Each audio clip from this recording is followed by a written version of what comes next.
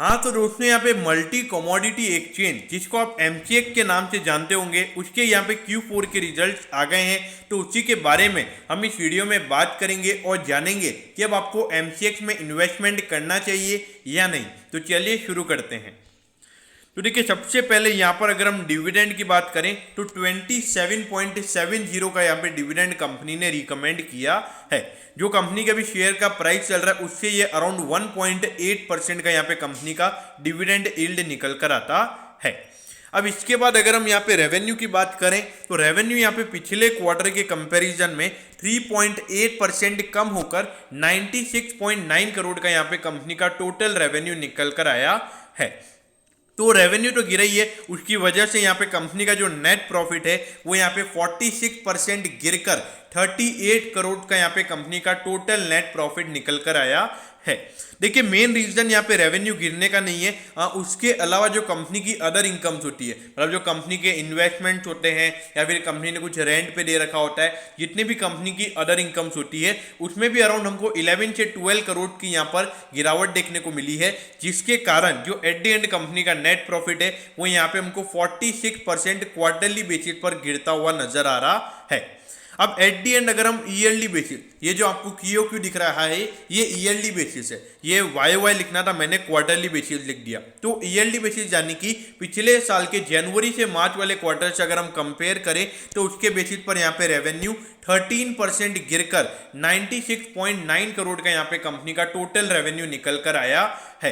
पिछले साल ये सेम नंबर अराउंड 112 करोड़ का था और अभी ये नंबर 96.9 करोड़ पे आ गया है। तो ये क्वार्टर अगर देखा जाए तो थोड़ा सा डिसअपॉइंटमेंट हो रहेगा अगर आप इसके शेयर होल्डर हैं तो। और उसके बाद अगर हम नेट प्रॉफिट की बात करें तो वो यहाँ पे 41% ईयर ऑन ईयर बेसिस गिरकर 38 करोड़ का यहाँ पे कंपनी का नेट प्रॉफिट निकल कर आया है। तो चाहे वो क्वार्टरली बेसिस हो चाहे ईयरली बेसिस हो, यहाँ पे कंपनी का रेवेन्यू भी गिरा है और प्रॉफिटेबिलिटी भी गिरी है। देखिए प्रॉफिटेबिलिटी तो मेन गिरने का कारण ये भी है कि जो कंपनी की अदर इनकम है उसमें भी हमको यहाँ पर गिरावट देखने को मिली है।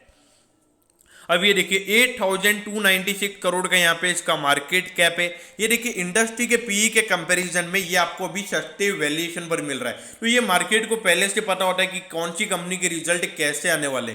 तो इसके बाद क्या होगा, ये अभी प्रॉफिटेबिलिटी हमको गिरती हुई नजर आई है, जिससे इसका अर्निंग पर शेयर कम हो जाएगा और प्राइस टू अर्निंग रेशियो यहाँ पर आपको बढ़ता हुआ नजर आएगा। तो ऑलरेडी ये आपको उसी वैल्यूएशन पर ट्रेड होता हुआ नजर आ रहा है जिस वैल्यूएशन पर ये ट्रेड होना चाहिए। अब ये देखिए पिछले 4 साल से अगर आप देखोगे तो इस साल थोड़ा सा रेवेन्यू कम हो गया था, बाकी हर साल यहाँ पे कंपनी का रेवेन्यू हमको बढ़ता हुआ नजर आ रहा है और प्रॉफिटेबिलिटी भी इस साल थोड़ी कम हो गई थी, लेकिन हर साल यहाँ पर प्रॉफिटेबिलिटी भी बढ़ती हुई नजर आ रही है। लेकिन ये देखिए यहाँ पे 503 करोड़ का रेवेन्यू कंपनी का पिछले साल यानी कि 1920 वाले फाइनेंशियल ईयर में था और अभी इस फाइनेंशियल ईयर में कंपनी का टोटल रेवेन्यू 494 करोड़ था, यानी कि अराउंड 2% का डिक्लाइन हमको इस फाइनेंशियल ईयर में देखने को मिला है अगर हम कंपनी के टोटल रेवेन्यू की बात करें तो।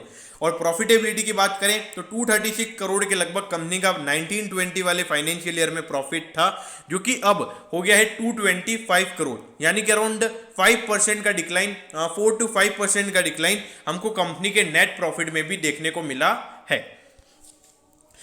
तो अगर अब यहाँ पे अगर आप देखोगे तो multi commodity exchange of India, यहाँ पर अगर आप देखोगे तो 1626 पे यहाँ पर ये ट्रेड होता हुआ आपको नजर आ रहा है और 1874 का इसका हाई है। तो अराउंड 12 से 13% के करेक्शन पे ये स्टॉक आपको इसके पीक से मिल रहा है। तो देखिए मार्केट ने मेरे ख्याल से ऑलरेडी स्टॉक को देखा जाए तो गिरा रखा है। तो अब एनालिस्ट की क्या एस्टिमेशन है, मतलब अगर एनालिस्ट के एस्टिमेशन से यहाँ पर अगर रिजल्ट नीचे आया है तो हो सकता है कि ये स्टॉक आपको यहाँ पे मतलब मार्केट इसको पनिश करता हुआ नजर आ सकता है और स्टॉक अराउंड 1500 के लेवल तक यहां से जा सकता है। लेकिन अगर मार्केट की एस्टिमेशन से ये रिजल्ट अगर ऊपर है तो मेरे ख्याल से कोई भी इश्यू नहीं रहेंगे और ये आपको 1800 के लेवल तक जाता हुआ नजर आ सकता है। तब एट दी एंड यहाँ पे लॉन्ग टर्म इन्वेस्टर्स को क्या करना चाहिए? देखिए लॉन्ग टर्म इन्वेस्टर्स जो इन्वेस्टेड है इन्वेस्टेड रहिए, अगर लॉस में है एवरेज कर सकते हैं, अगर लॉस में नहीं है तो बने रहिए। और सेकंड, जो लोग इन्वेस्ट करना चाहते हैं, देखिए मेरे ख्याल से तो 12 से 13% का करेक्शन पीक से हो चुका है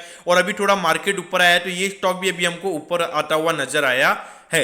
लेकिन जो लोग यहाँ पे इन्वेस्टमेंट करना चाहते हैं तो एक स्टैगर्ड वे ऑफ अप्रोच यहाँ पे अपना सकते हैं, यानी कि अगर अभी थोड़ा इन्वेस्टमेंट कर लिया जाए, फिर उसके बाद में थोड़ी अगर गिरावट देखने को मिलती है तो वहां पर आप इसको डिप में इन्वेस्ट कर सकते हैं।